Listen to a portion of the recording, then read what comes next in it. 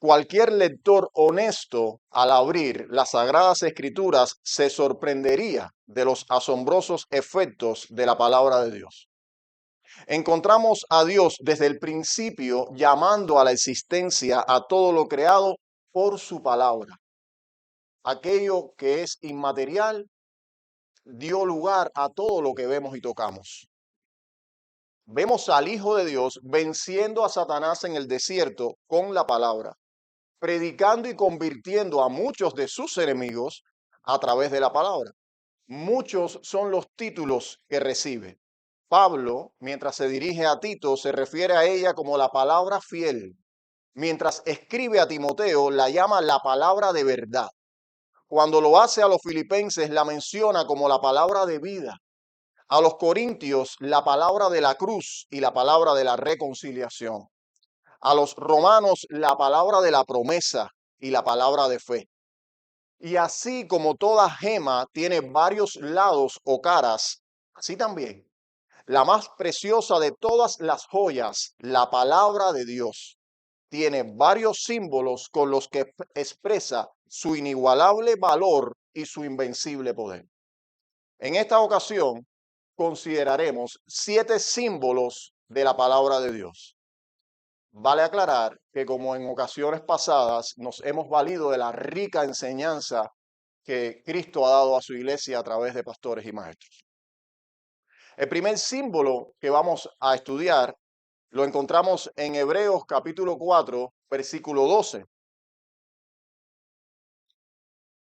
Y allí vamos a ver que la palabra de Dios se llama a sí misma una espada que penetra. Dice Hebreos 4:12, porque la palabra de Dios es viva y eficaz y más cortante que toda espada de 2 filos y penetra hasta partir el alma y el espíritu, las coyunturas y los tuétanos y discierne los pensamientos y las intenciones del corazón. Porque la palabra de Dios, primero, no es la palabra de los hombres, no es la palabra de la cultura, no es la palabra de la tradición, es la palabra de Dios. Pablo dice a la iglesia en Tesalónica, por lo cual también nosotros sin cesar damos gracias a Dios que cuando oíste de nosotros la palabra, la recibiste no como palabra de hombres, sino según es en verdad la palabra de Dios. Vemos además que esta palabra, según nuestro texto, está viva. El versículo continúa diciendo, es viva.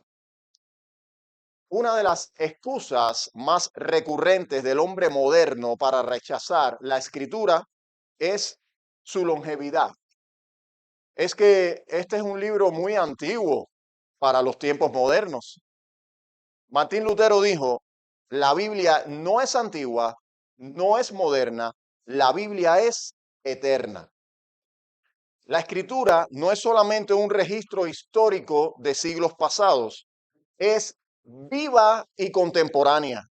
Si bien ha sido escrita en tiempos y culturas muy lejanas, su vigencia permanece intacta por la pertinencia de los temas que aborda. El origen de todo cuanto existe, el propósito del hombre sobre la tierra, la vida después de la muerte, entre otros, son temas que no han cambiado en nada con el paso de los siglos.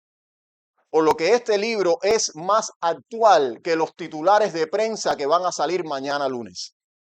Hoy en día vemos el error de muchos líderes religiosos que para tener ministerios contemporáneos y relevantes invierten numerosos recursos en sistemas de luces y audio sofisticados, invitan a personalidades del mundo de la cultura y el espectáculo a sus congregaciones, y todo con el afán desmedido de transmitir un mensaje impactante. Mis hermanos, no hay mensaje más impactante que la predicación fiel de este libro. No existe manera de ser más contemporáneo y relevante a cualquier generación que la declaración y la exposición de la santa palabra de Dios. Este libro es capaz de hablar tanto al hombre medieval como al hombre de la era espacial, porque este libro está vivo. Y eso es lo que lo hace sumamente relevante para toda época. En su juicio, Esteban dijo ante el concilio que Moisés recibió en el monte Sinaí palabras vivas. Y Cristo dijo, las palabras que yo os he hablado son espíritu y son vida. Es esta palabra viva la que, empuñada por el Espíritu Santo, es usada para infundir vida espiritual en el alma de aquellos que son eficazmente llamados a la salvación. Pero dice también que es eficaz, es decir, efectiva y poderosa. El original griego usa una palabra de la que obtenemos el vocablo energía. No importa cuál sea el estado de ánimo o el desfallecimiento natural de nuestros corazones, al acercarnos a este libro, somos enchufados a la fuente de energía divina que está en los cielos. Este libro es poderoso para imprimirnos aliento y renovarnos, pues en su gran utilidad también contiene palabras al cansado. Este libro es energizante en su efecto, porque es el único en el mundo que nos muestra todas las cosas desde la perspectiva de Dios. El resto lo hace desde la perspectiva de los hombres. Su energía es inagotable. Se agotará primeramente la energía del sol antes que la de este libro. El cielo y la tierra pasarán, pero mi palabra no pasará, dice el Señor. Este libro nunca duerme. Cuando tú vas a dormir, siempre hay alguien alrededor del mundo que está siendo alimentado, animado, reprendido, exhortado o consolado por sus páginas. Robert Murray McCheyne contó de un inmigrante a las colonias americanas de nombre Luke Short, quien fue convertido a la edad de 100 años cuando el Espíritu Santo trajo a su memoria un sermón de John Flavel que había escuchado en su natal Inglaterra cuando tenía 15 años. Es asombrosa la actividad de este libro. Es una espada, dice nuestro texto. Nadie puede escaparse de su alcance, nadie puede escaparse de su acero. Conoce completa y perfectamente las cavidades del corazón del hombre. Es por eso que este libro es recto y directo. Cuando habla al hombre, no lo lisonjea, no masajea su ego. En el mundo antiguo, las espadas de dos filos era el arma más cortante que había en cualquier arsenal, y el autor a los hebreos lo sabía. Esta analogía no solo es usada por él, sino también es usada por el apóstol Juan en Apocalipsis 1:16, donde leemos de la espada aguda de dos filos que salía de la boca de Jesús durante la visión del apóstol en la isla de Patmos. Con esta temible arma es comparada la palabra de Dios. Es por eso que a nuestro yo carnal no le gusta en ocasiones ser expuesto a su filo. Es por eso que en ocasiones nos resultan tan incómodas algunas verdades que se nos dicen desde el púlpito. Y no es porque nos tenga manía el predicador o el pastor, sino porque él está empuñando un arma de sin igual poder. Es una espada. Esto es lo que es. Ahora vemos qué es lo que hace. Nuestro texto dice que penetra hasta partir el alma y el espíritu, las coyunturas y los tuétanos. Aquí se habla de la composición material e inmaterial del hombre para referirse a él y a lo más profundo de él como un todo, hasta lo cual la palabra de Dios se abre paso. Ni la obstinación del hombre, ni todas sus excusas pueden ofrecerle resistencia cuando ella se decide hacer su trabajo. Penetra, se abre paso a pesar de las evasivas, a pesar de la tosudez, corta las hojas de higuera de nuestras justificaciones y nos deja desnudos y expuestos ante la mirada omnisciente de Dios. Incluso se abre paso a pesar de la burla. ¿Recuerdan cuando la multitud acusó en Pentecostés a los apóstoles y a los que con ellos estaban de estar ebrios y se reían? ¿Recuerdan qué hizo Pedro? Él se puso de pie y desenfundó la espada. Esto es lo dicho por el profeta Joel. Y cita Joel capítulo 2, después cita el Salmo 16, después cita el Salmo 110, escritura tras escritura. Resultado, catenuso en griego, se compungieron en el corazón. Ese es el efecto de la palabra de Dios. Y su poder de escrutinio es tal que discierne los pensamientos y las intenciones del corazón, dice nuestro texto. ¿Has visto alguna vez cuando los cirujanos, después de marcar la piel por donde van a cortar, introducen el bisturí y este se desliza abriendo las capas de la piel y dejando al descubierto los nervios más sensibles del cuerpo humano?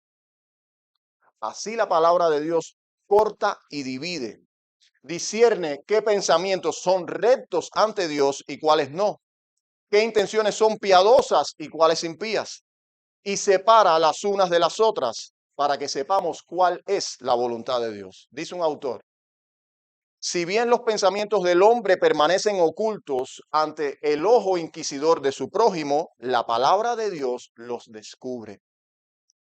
Tal es la palabra de Dios, una espada que penetra. En segundo lugar, la palabra de Dios también es un espejo que revela. Por favor, acompáñenme a Santiago capítulo 1, versículo 23. Santiago capítulo 1, versículo 23.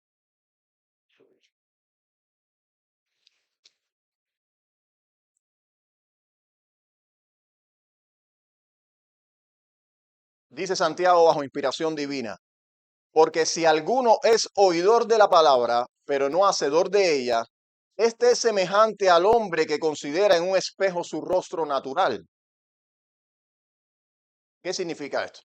Bueno, después de haber sido perforados por la espada del Espíritu, luego de que ha sido abierta la cavidad torácica de nuestras almas, es entonces que la palabra actúa para nosotros como un espejo, mostrándonos en verdad qué hay en nuestro interior. ¿Cuál es la utilidad de un espejo? Un espejo nos da una imagen fiel de nosotros mismos. Una persona al levantarse bien temprano, por ejemplo, no suele ser consciente de su apariencia inmediata. Se recuerda a sí misma más agradable a la vista, hasta que de repente el espejo le ofrece una imagen más real de lo que muchas veces quisiera. De modo similar ocurre cuando el pecador, quien siempre suele tener un concepto más alto de sí mismo que el que debe, es expuesto ante el espejo de la palabra de Dios. De inmediato se espanta de lo que la Biblia revela de sí mismo y le resulta tan impactante de que la opinión que él tenía de sí es tan distinta a la que la Biblia dice de él. Porque ¿cómo se ve el pecador? El pecador normalmente se ve como alguien bueno, que cumple el estándar de moralidad que su época impone. Tiene defectos como todo el mundo, pero nunca ha matado a nadie. Y eso sí, cada vez que puede hacer algo bueno, lo hace. Y se siente tranquilo. La escritura, en cambio, le muestra que la raíz del problema no se encuentra en lo que hace, no, sino en lo que es. Le muestra que su naturaleza misma está infestada de toda suerte de perversión y vileza, y que aún sus obras buenas están llenas de egocentrismo y deseos de reconocimiento. Si fuese reproducido en un video ante todos los que le conocen, todos los pensamientos perversos que su mente ha generado, todos los deseos impuros de su corazón y todos los actos deshonestos que ha cometido, no dudaría en huir a alguna región lejana. Así que escúchame, amigo, incluso tú que nos ves a través de la internet.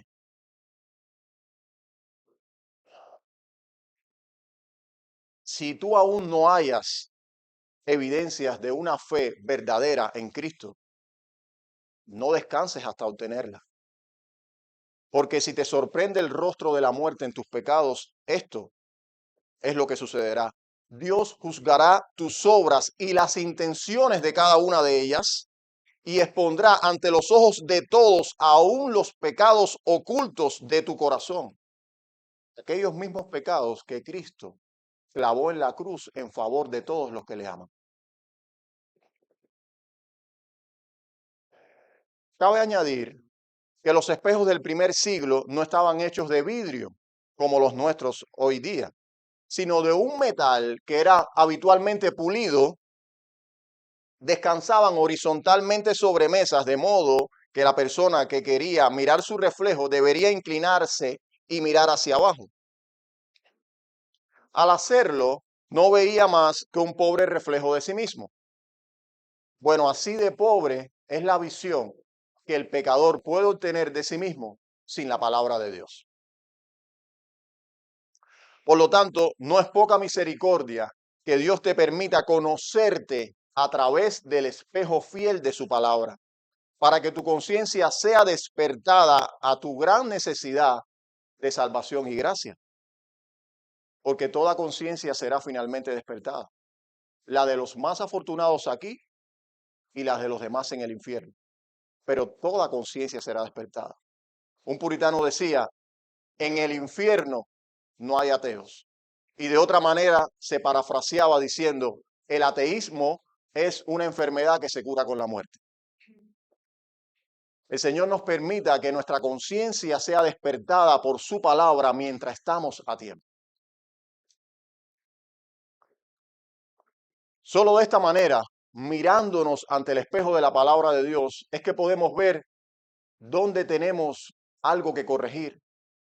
Podemos identificar lo deficiente en nosotros a fin de acomodarlo a la gracia y la sabiduría de Dios, para que podamos hacer su voluntad y podamos esperar razonablemente su bendición a través de Cristo.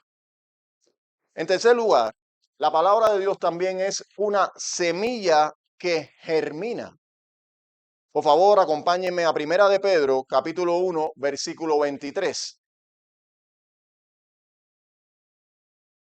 Primera de Pedro, capítulo 1, versículo 23. Dice Pedro, siendo renacidos no de simiente corruptible, sino de incorruptible por la palabra de Dios que vive y permanece para siempre. Pedro dice, siendo renacidos, él se está refiriendo a los creyentes que han sido dispersados, que menciona en el versículo 1, pero la forma verbal está en modo pasivo, lo que significa que ellos no se renacieron a ellos mismos. Ellos no se dieron vida espiritual a ellos mismos, sino que fueron renacidos por una fuerza superior. Esto es lo que llamamos la regeneración soberana o el nuevo nacimiento, lo cual es una obra de Dios. Es Dios actuando en un alma espiritualmente muerta. Es la vida de Dios en el alma del hombre. Eso es lo que ha pasado con cada uno de los creyentes que nos encontramos aquí en esta mañana. Y con todos los creyentes de todas las épocas. Han sufrido una resurrección espiritual, como enseña Efesios capítulo 2. Que Él nos dio vida cuando estábamos muertos. Y esta vida que ha sido implantada en nuestros corazones por el Espíritu Santo no es una vida temporal, no es una vida perecedera, es vida eterna. Es la vida del siglo venidero en nuestras propias almas. No olvidemos, mis hermanos, que nosotros tenemos un cuerpo viejo y este cuerpo no puede heredar inmortalidad, pero tenemos una nueva naturaleza conforme a la naturaleza de Dios que ha sido despertada, reavivada, resucitada por la palabra de Dios. Pedro dice, siendo renacidos, y luego enseña la forma en la que no hemos sido renacidos. No de simiente corruptible, simiente es lo mismo que semilla. Y una simiente corruptible solo puede reproducir una vida semejante a la suya. Cristo, enseñando una verdad espiritual, dijo, ¿Acaso se recogen uvas de los espinos o higos de los abrojos? La respuesta obvia es no. Dios ha puesto un principio fundamental en la vida. Lo que es de cierta naturaleza produce algo conforme a su naturaleza. Pedro, luego de decir cómo no es esta semilla, dice cómo es, sino de simiente, no de simiente incorruptible, sino de simiente incorruptible. Una simiente o semilla es algo asombroso. Contiene un embrión del que puede desarrollarse una nueva planta. No solo posee vida, sino que posee la capacidad de reproducirse. Es capaz de germinar. De igual modo, y bajo el mismo principio, una semilla sobrenatural produce vida sobrenatural. Y esta semilla sobrenatural ha sido puesta en nosotros, dice Pedro, por la palabra que ha sido implantada en nuestros corazones. Hermanos míos, es más fácil que se recojan uvas de los espinos o higos de los abrojos antes que alguien pueda nacer de nuevo sin que sea implantada la semilla de la palabra de Dios en la tierra preparada de sus corazones. Es por eso que no confiamos en las estrategias de los hombres. Es por eso que no predicamos el evangelio para agradar los oídos de los hombres. Que no queremos masajear el ego ni complacer las diferentes preferencias de uno o de otro. Queremos ser fiel a Dios, fiel a su palabra, porque sabemos que solo a través de esta proclamación fiel los muertos oyen y vienen a la vida como Lázaro. Nuestro texto nos dice que esta semilla imperecedera que en nuestras almas germina hace nacer en ellas una vida imperecedera que ni la muerte misma puede destruir. Cristo dijo, el que cree en mí, aunque esté muerto, vivirá. En cuarto lugar, la palabra de Dios también es leche que nutre. Por favor, acompáñeme a Primera de Pedro, capítulo 2, versículo 2. Primera de Pedro, capítulo 2, versículo 2.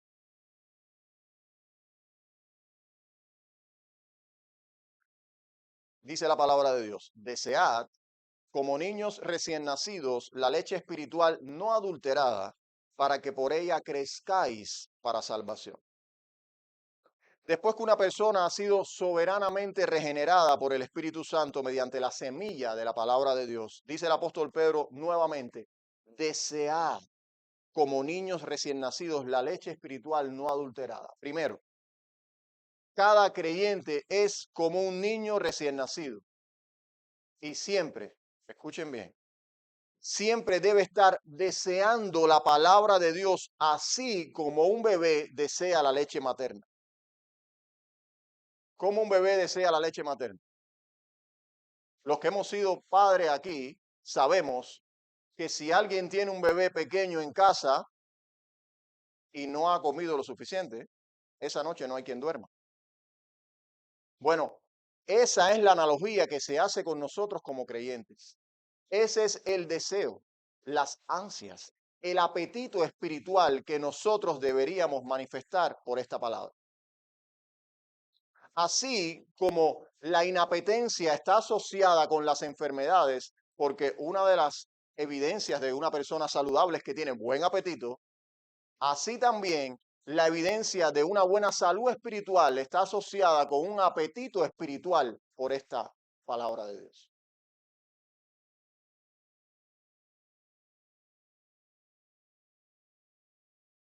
Pedro también nos dice algo adicional de esta leche espiritual. Nos dice que no es adulterada, es decir, es 100% pura. No está contaminada con las ideas y las opiniones caídas de este mundo. No obedece a ningún sesgo político, no obedece a ninguna inclinación de la filosofía, de la ideología prominente de este mundo. Es 100% de Dios, es no adulterada. Es tal cual Dios la dio al hombre, de ahí su gran poder. Y así como la leche materna es la fuente primordial de nutrición para los bebés, pues contiene nutrientes que promueven el crecimiento y anticuerpos que previenen las enfermedades, Así también, la Escritura contiene los nutrientes espirituales que nos fortalecen y reafirman en la verdad, y los anticuerpos espirituales para rechazar, combatir, repeler toda doctrina contraria a la verdad. Pedro no solo nos dice a nosotros los creyentes que deseemos con ansias la palabra de Dios, sino el por qué, para que por ella crezcáis para salvación. Y en este contexto, la palabra salvación no significa regeneración, sino está más relacionada con la obra de la santificación progresiva que se debe experimentar en cada creyente. Cristo oró por su iglesia, santifícalos en tu verdad. Tu palabra es verdad. Hermanos, nuestra santificación o crecimiento espiritual está íntimamente ligado a la dieta de la palabra de Dios a la que seamos expuestos. Es muy bueno leer contenidos cristianos de todo tipo. Es muy bueno leer muchos libros y hay mucho tesoro por aprender. Y si alguna debilidad tiene la iglesia contemporánea en nuestros días, es que se ha alejado de esa inclinación intelectual de nuestros hermanos del pasado de leer buena literatura cristiana. Hay mucho para leer. Pero la única que es 100% pura, la única que tiene poder vivificador y la única que Cristo ha prometido que nos santificará es la verdad que está contenida en la revelación bíblica. Tenemos que exponernos a una dieta continua y saludable de lectura de la Escritura.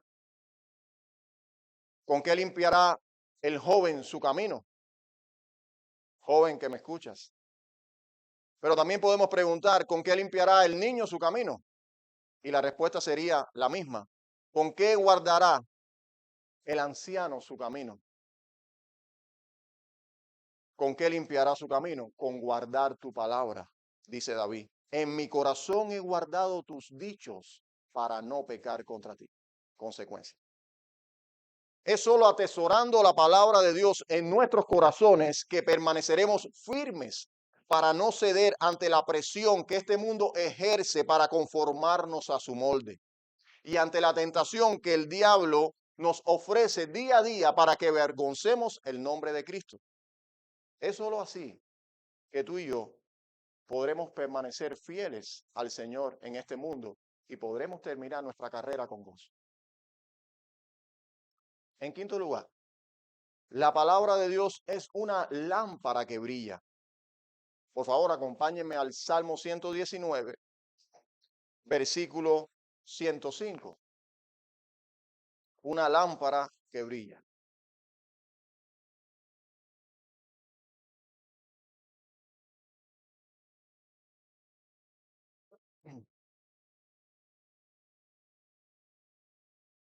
Dice el Salmo 119, versículo 105. Lámpara es a mis pies tu palabra y lumbrera a mi camino. Lo primero que quisiera añadir en este punto es lo siguiente. Mis hermanos, estamos en un mundo muy oscuro y se torna más oscuro cada vez. Porque así como era cuando el Hijo de Dios caminó sobre esta tierra, sigue siendo hoy. Los hombres aman más las tinieblas que la luz porque sus obras son malas.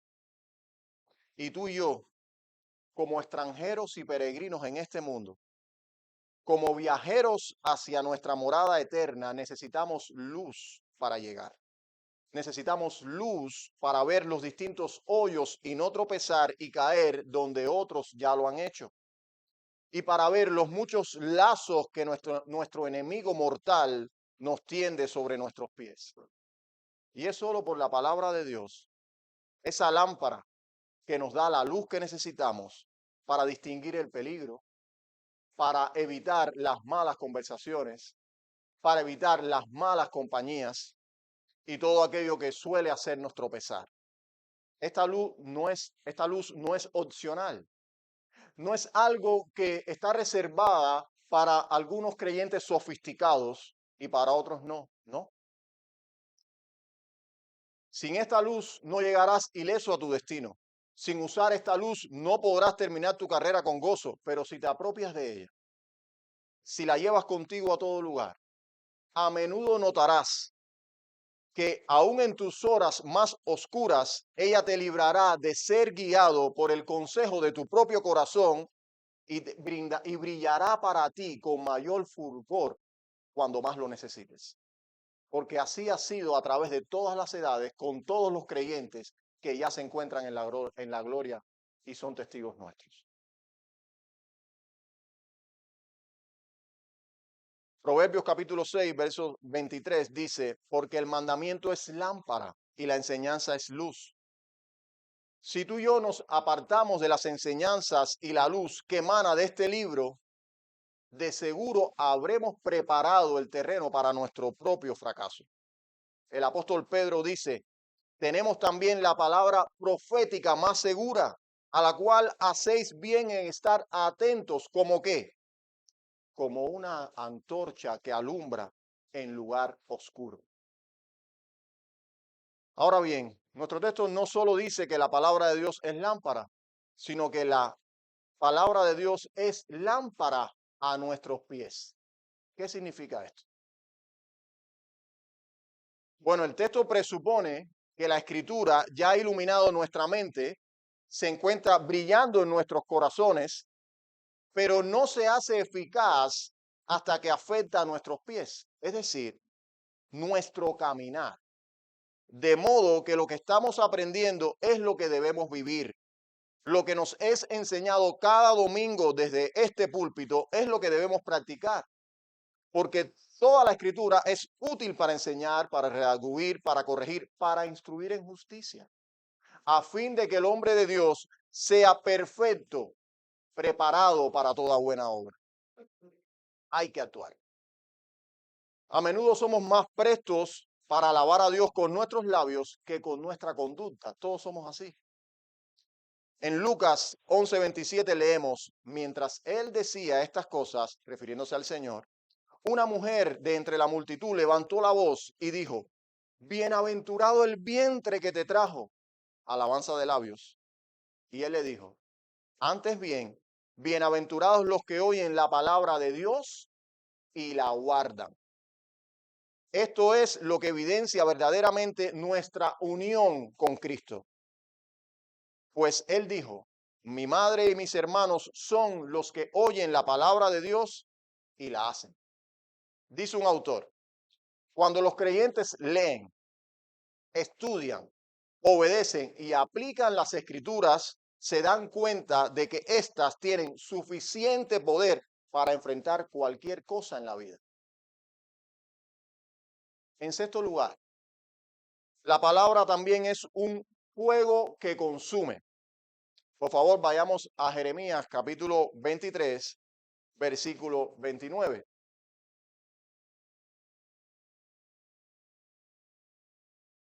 Jeremías capítulo 23, versículo 29.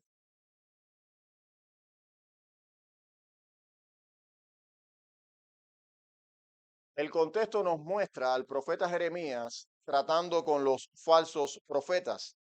Estas palabras que leeré, Jeremías se limita a registrarlas solamente, pero es Dios quien las habla.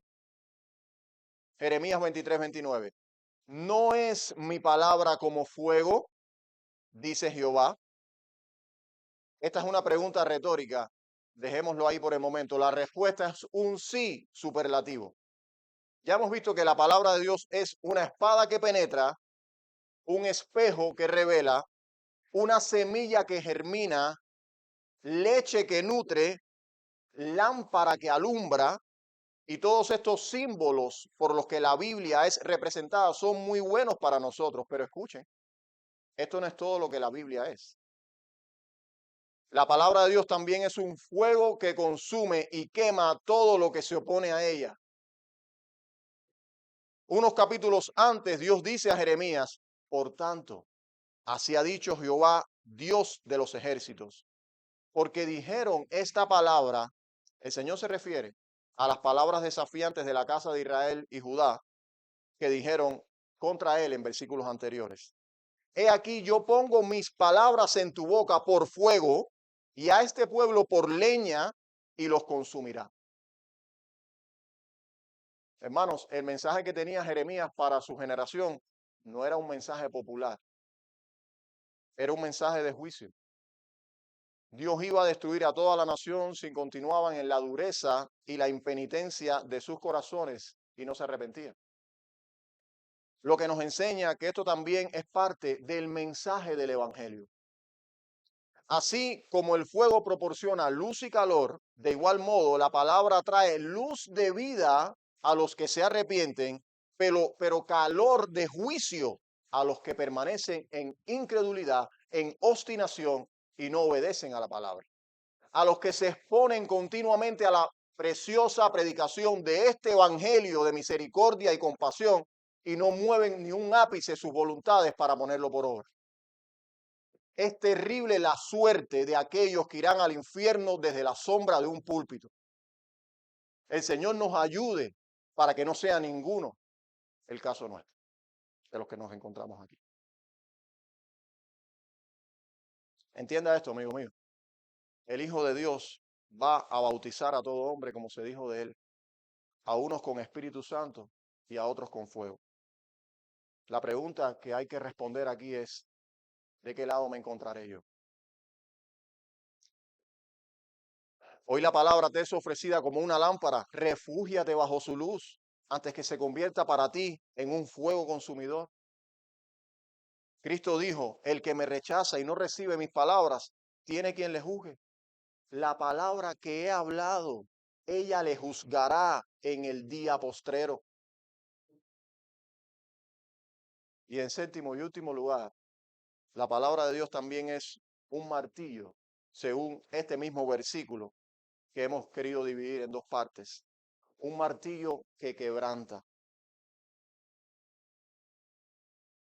Continúa diciendo Jeremías 23-29. ¿No es mi palabra como martillo que quebranta la piedra? Esta es otra pregunta retórica y la respuesta es un sí tan contundente como el anterior. La palabra de Dios es como un martillo de gran peso, como un mazo que deben empuñar hombres débiles como los predicadores para traer sobre la congregación el poder de su fuerza.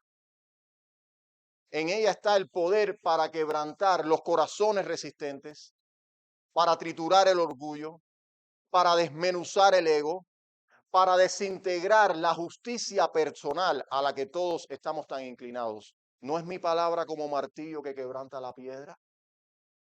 Se sigue refiriendo nuestro texto a los falsos profetas y sus aliados que tenían corazones de piedra, corazones incrédulos, resistentes a la palabra. Pues así es el corazón de cada inconverso. Evade la palabra, rechaza la palabra, se opone a la palabra. ¿Y cómo Dios puede transformar corazones duros en corazones humildes y quebrantados? Asestando un golpe mortal en el día de su poder a través de la proclamación fiel de esta palabra. Y todo esto, Dios lo hace a través de esta preciosa arma ofensiva que es la palabra de Dios. Mis hermanos, qué instrumento de gracia tan glorioso Dios nos ha dejado en este libro que llamamos la Biblia. Algunas palabras para terminar. Si queremos avivamiento, debemos avivar nuestra reverencia hacia la palabra de Dios.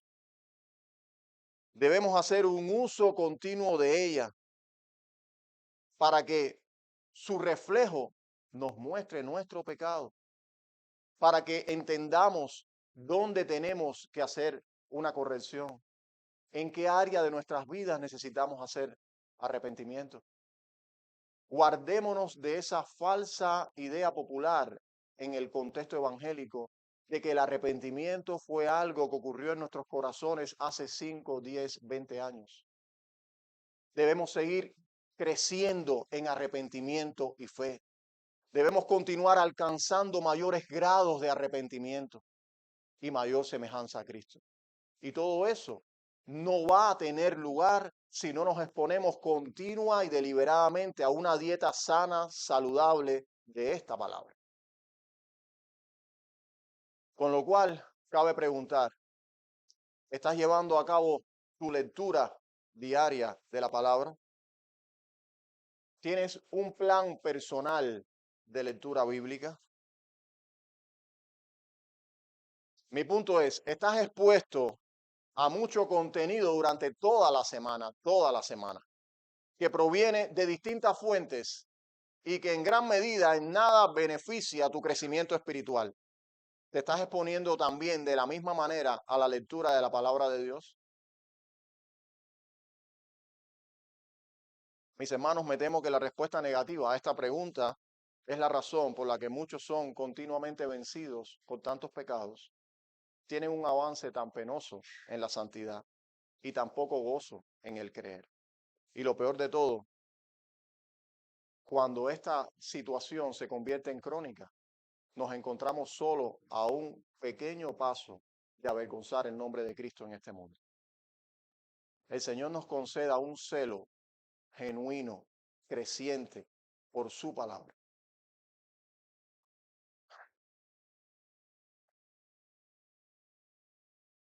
Este mensaje es también un llamado claro a renovar nuestro compromiso de lectura, pero un compromiso de lectura afectivo con este libro, no solo intelectual, afectivo.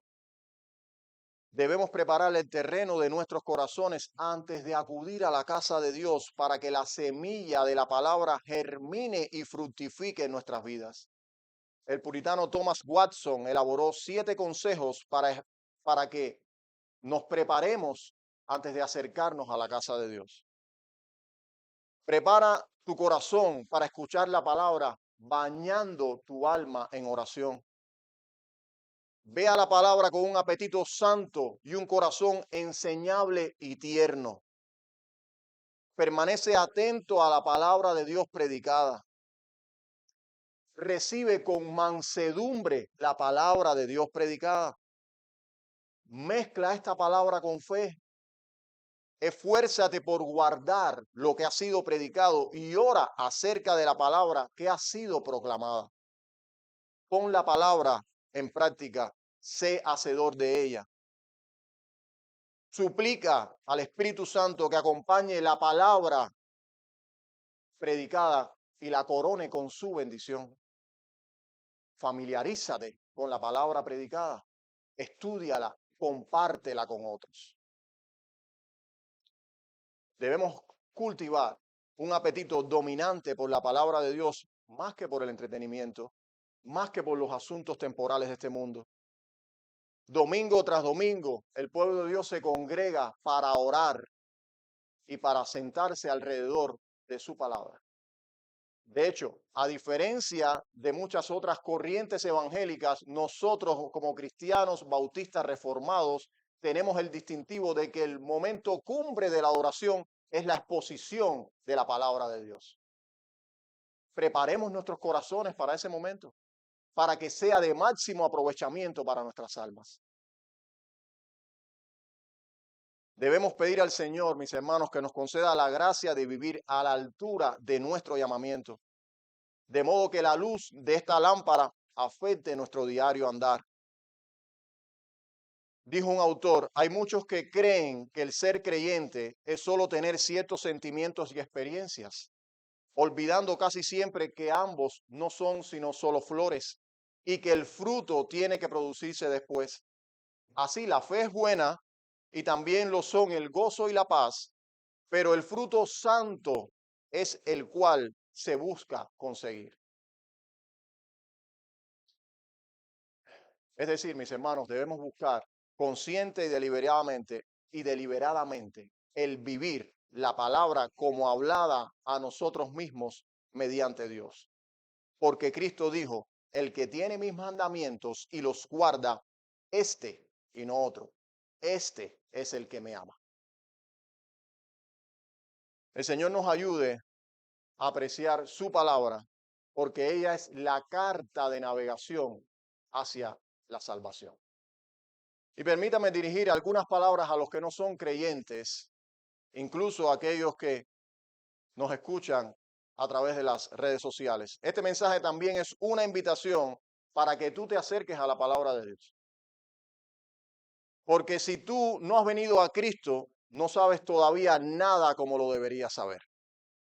Qué bien te reportará en el infierno que hayas conocido todas las ciencias de este mundo, todos los acontecimientos de la historia a través de un solo toque en tu celular, o todos los negocios y los asuntos de la política y del internet. No sabes quizás que este conocimiento se va a volver un arma de tortura para ti en el infierno. ¿Cuántas almas hay clamando ahora mismo en el infierno que nadie oye, que nadie escucha, que desearían haber tenido oportunidad y en muchos casos la tuvieron para no ocuparse tanto de estas cosas y abrir la palabra de Dios por la cual hubieran podido alcanzar la vida eterna? Nosotros estamos a tiempo. El Señor nos ayude, mis hermanos, para que avivando nuestro amor a esta palabra, seamos avivados también nosotros en nuestros corazones. Terminemos en oración. Padre bendito, cuántas gracias te damos a través de Jesucristo por esta bendita palabra, por esta Biblia, por esta revelación divina que jamás hubiéramos podido obtener, Señor, si tú no hubieses condescendido a revelarnos a nosotros los hombres. Te damos gracias, Señor, porque todas las cosas que pertenecen a la vida y a la piedad, tú nos las has concedido por tu divino poder. Porque esta palabra preciosa puede darnos herencia entre los santificados, porque ella nos va a guiar hasta el lugar donde veremos tu rostro. Te damos gracias por Cristo, te damos gracias por el Cordero fiel, por el Cordero inmolado, por el bendito Evangelio de paz, a través del cual hemos sido reconciliados contigo. Y te suplicamos, Señor, sé con nosotros, aviva nuestros corazones para acercarnos a tu palabra, aviva nuestros corazones cuando estemos con tu palabra.